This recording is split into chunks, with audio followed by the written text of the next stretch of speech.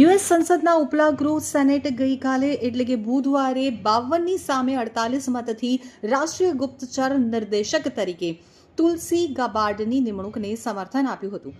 2 દિવસના અમેરિકા પ્રવાસ દરમિયાન ટ્રમ્પ સાથે મુલાકાત અને પ્રાઇવેટ ડિનરની સાથે ટેરિફ ગેરકાયદે ઇમિગ્રન્ટ્સના મુદ્દે પણ વાતચીત થશે. આ ઉપરાંત તેઓ ઘણા ઉદ્યોગપતિઓ અને ભારતીય સમુદાયના લોકોને પણ મળશે. તો આવો જાણીએ પીએમના 36 કલાકના યુએસ પ્રવાસનું શેડ્યુલ. મીડિયા રિપોર્ટ્સ અનુસાર મોદીજીનું પ્રતિનિધિમંડળ કુલ 6 બેઠકોમાં હાજરી આપશે.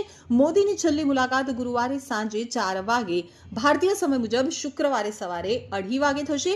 તો આ પછી મોદી અમેરિકી રાષ્ટ્રપતિ સાથે રાત્રિ ભોજન કરશે.